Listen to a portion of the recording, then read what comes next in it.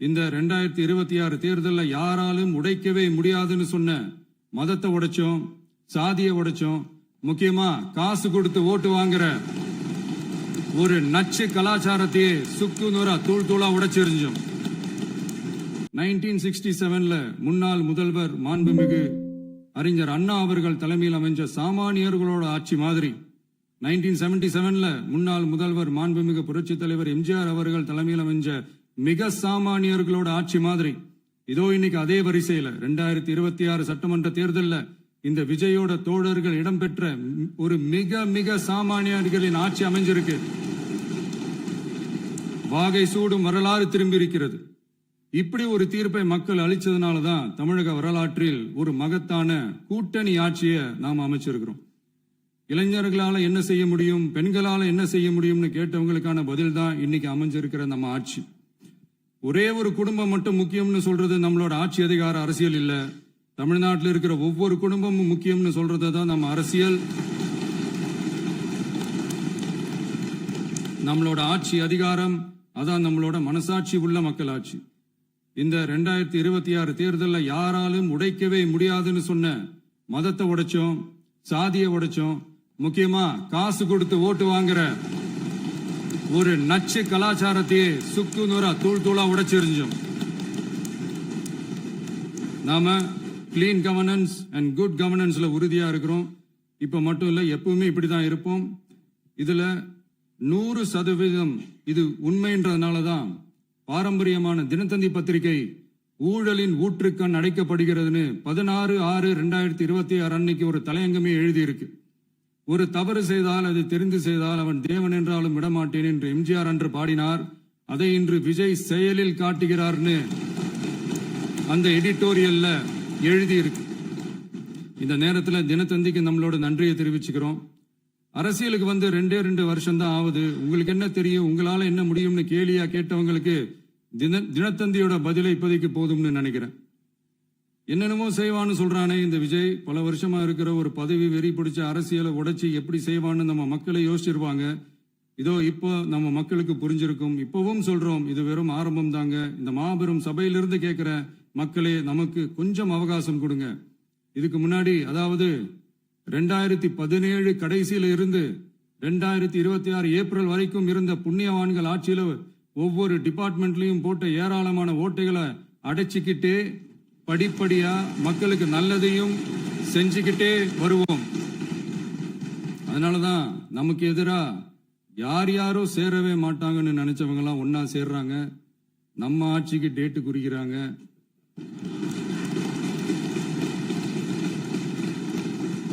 சரி, அவங்கள நம்ம மக்களே பார்த்துப்பாங்க, அதை விடுங்க. நாம ஆட்சிக்கு வந்து சரியா 40 நாள் ஆகுது. அதுக்குள்ள என்ன செஞ்சீங்கன்னு கேக்குறாங்க. ஒரு லிஸ்ட் ஒன்னு சொல்றேன். பாதுகாப்புக்காக சிங்கப்பெண் சிறப்பு படை, 200 யூனிட் வரை கட்டணமில்லா மின்சாரம், போதைப் பொருள் ஒழிப்புக்காக தனிப்படை, குறுவை நெல் சாகுபடியை ஊக்குவிப்பதற்காக 134.83 கோடி சிறப்பு தொகுப்பு திட்டம், வழிபாட்டு தலம், ஸ்கூல், பஸ் ஸ்டாண்டுன்னு அதுக்கு பக்கத்துல இருக்கிற 717 மதுபான கடைகள் மூடப்பட்டன. அங்க வேலையில் இருந்தவர்களுக்கு வேறு கடைகளில் வேலை, கவனிக்கப்படாமல் விடப்பட்ட அம்மா உணவகங்கள் புதுப்பிக்கப்பட்டன. பத்திரப்பதிவு துறையில் பகல் கொள்ளைக்கு ஃபுல் ஸ்டாப் வைக்கப்பட்டுள்ளது. வருகையில்லா ஆவண பதிவு முறை கொண்டு வர உத்தேசிக்கப்பட்ட செயல்பாட்டில் உள்ளது. அரசு மற்றும் தனியார் மருத்துவமனையில் ஸ்கேன் மையங்களில் கருவுறுவதற்கு முன் மற்றும் பின் ஏற்படும் தவறுகளை கண்காணிக்கவும், மருத்துவ நிறுவனம் முறைப்படுத்தும் சட்ட விதிகள் பின்பற்றப்படுகிறதா என கண்காணிக்கவும், மருத்துவ மற்றும் ஊரக பணிகள் இயக்கத்தின் பயன்பாட்டிற்காக 40 புதிய வாகனங்கள் வழங்கப்பட்டுள்ளது.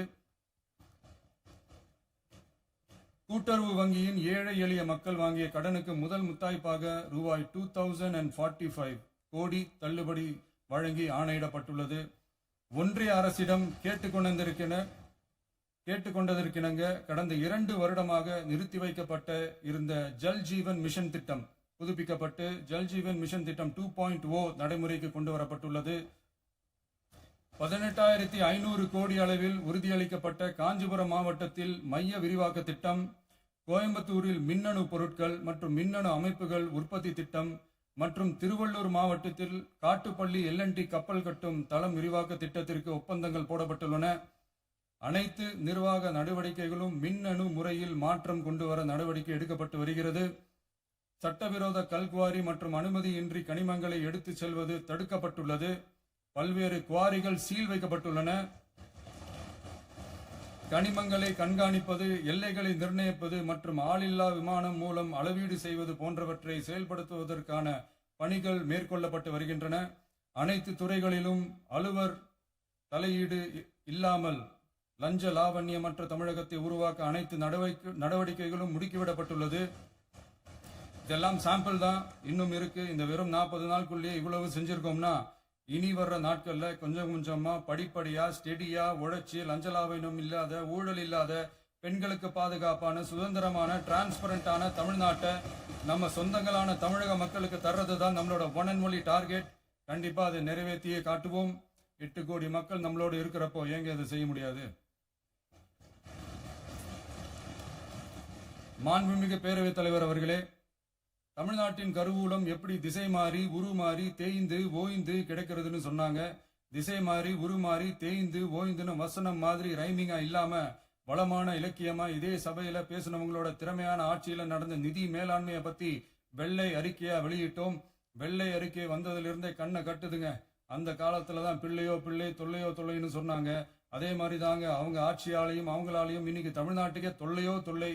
இப்படி ஒரு நிலைமையை உண்டாக்கி வச்சுட்டு இவங்க சொல்றாங்க நமக்கு ஆட்சி செய்ய தெரியாதுன்னு. நம்ம அமைச்சர்களுக்கும் நம்ம சட்டமன்ற உறுப்பினர்களுக்கும் ஒன்னும் தெரியாதுன்னு. ஆமாங்க, எங்களுக்கு தெரியாதுதான். எங்க சட்டமன்ற உறுப்பினர்களுக்கும் அமைச்சர்களுக்கும் மக்கள் பணி செய்ய தெரிஞ்ச அளவுக்கு மக்கள் பணத்தை சுருட்ட தெரியாதுதான்.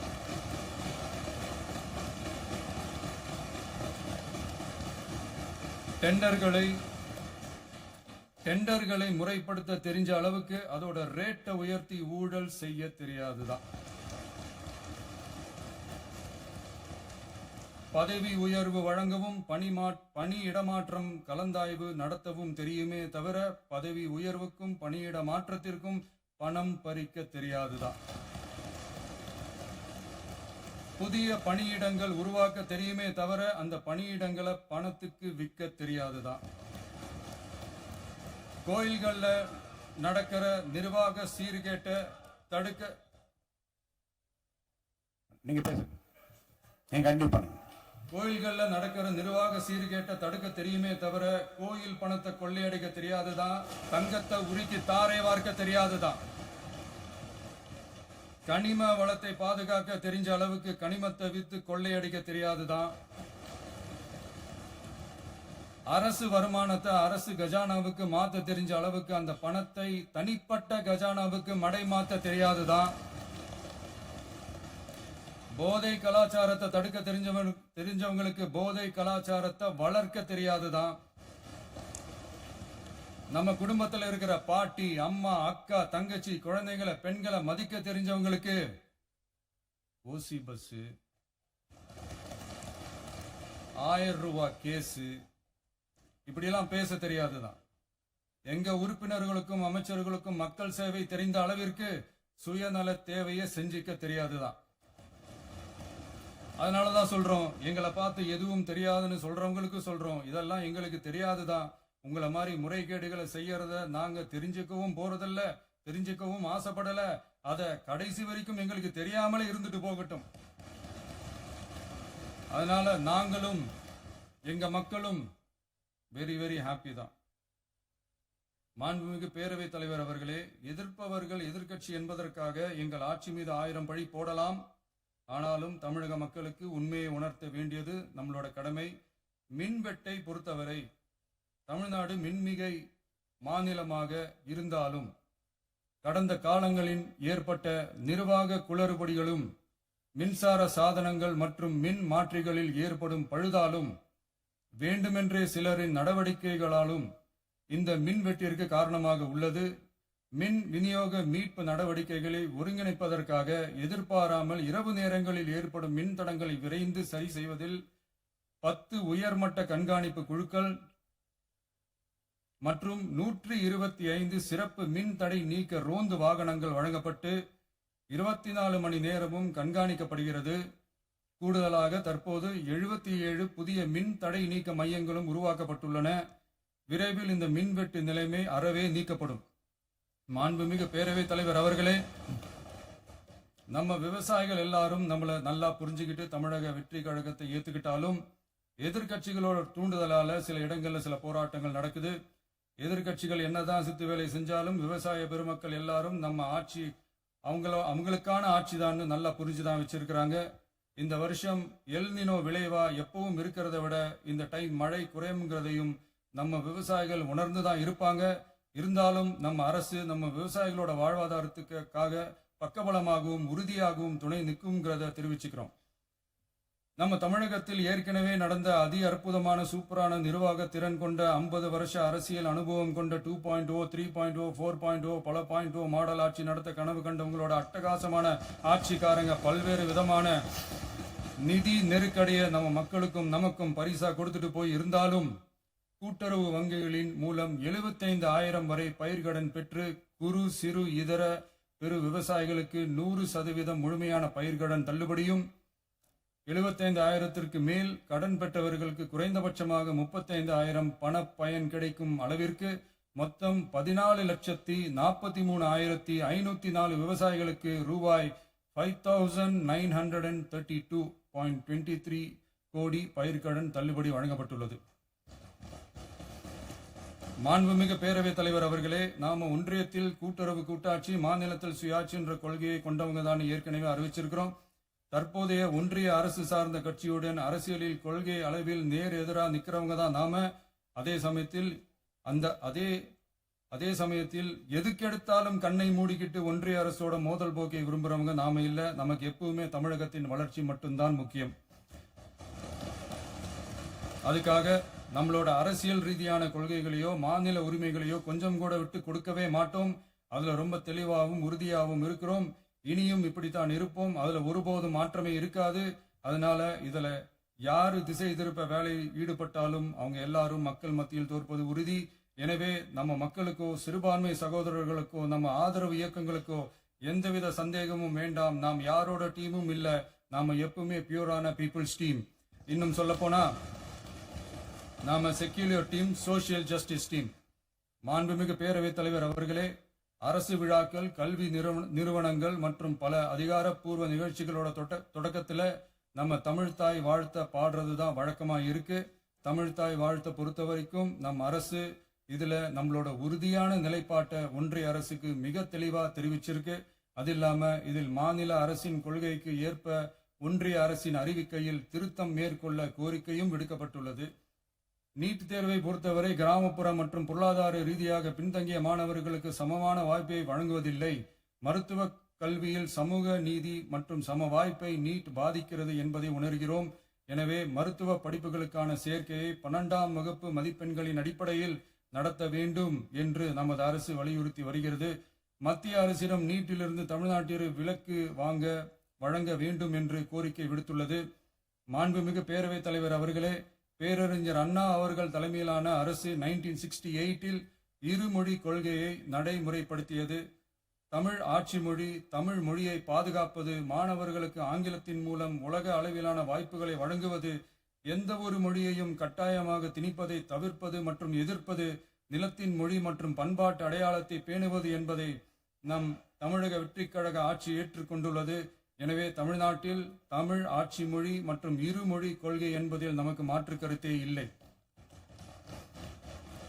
மாண்புமிகு பேரவைத் தலைவர் அவர்களே, கடந்த 11/6/2026 அன்று நடந்த நிதி ஆயோக் கூட்டத்தில் தமிழ்நாடு அரசின் சார்பாக கலந்து கொண்டு வறுமையற்ற தமிழ்நாடு இயக்கம் உருவாக்க தேவையான நிதியையும், தமிழ்நாட்டுக்கு 2 எய்ம்ஸ் மருத்துவமனைகளை தருமாறும், மருத்துவம் மற்றும் பல் மருத்துவ படிப்பிற்கு 12ஆம் வகுப்பு மதிப்பெண் அடிப்படையில் இடங்களை நிரப்புதல் குறித்தும், செயற்கை நுண்ணறிவு தொடக்க நிறுவன வளர்ப்பு மையங்கள் தமிழ்நாட்டில் அமைக்கவும், இளைஞர் திறன் மற்றும் வேலைவாய்ப்பு இயக்கம் செயல்படுத்த வேண்டியும், பெண்கள் தலைமையிலான வளர்ச்சி குறித்தும், மீனவ சமுதாயங்களின் வாழ்வாதாரம் மற்றும் மீன்பிடி படகுகள் மற்றும் மீனவர்களை விடுவித்தல் குறித்து நிரந்தர நடவடிக்கை எடுக்க வேண்டியும், காலநிலை தாங்கும் தன்மை பெருந்திட்டம் 2045இல் கீழ் விண்வெளி உற்பத்தி மையத்தை தேசிய விண்வெளி உற்பத்தி மையமாக அறிவிக்க கோரியும், தமிழ்நாட்டில் சாலை போக்குவரத்து, நெடுஞ்சாலை மற்றும் ரயில்வே அமைச்சகத்தின் மேம்பாட்டு குறித்தும், அனைத்து கிராமங்களையும் டிஜிட்டல் இணைப்பு வசதி ஏற்படுத்துதல் குறித்தும், கூட்டு குடிநீர் திட்டம் தொடரவும்,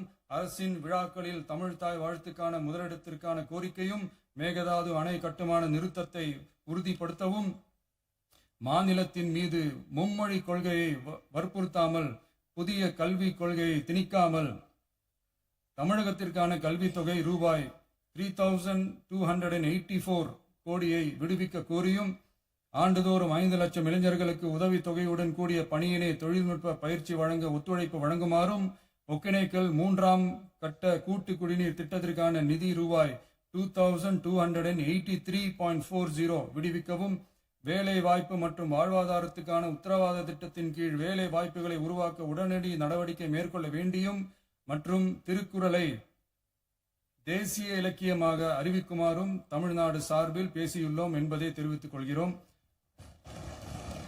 மாண்புமிகு பேரவைத் தலைவர் அவர்களே, அண்டை மாநிலங்களுடனான நட்புறவு ஒரு மாநிலத்தின் வளர்ச்சிக்கும் நாட்டின் ஒற்றுமைக்கும் மிகவும் அவசியமானது. தமிழ்நாடு தனது அண்டை மாநிலங்களுடன் நதி நீர் பங்கீடு, பொருளாதாரம், கல்வி, கலாச்சாரம் மற்றும் போக்குவரத்து துறைகளில் நல்லுறவை பேணி வருகிறது. பரஸ்பர மரியாதை, ஒத்துழைப்பு மற்றும் கூட்டாட்சி தத்துவத்தின் அடிப்படையில் அண்டை மாநிலங்களுடனான நட்புறவை வலுப்படுத்தவும் நமது ஆட்சியில் காக்கப்படுகிறது. மாண்புமிகு பேரவைத் தலைவர் அவர்களே,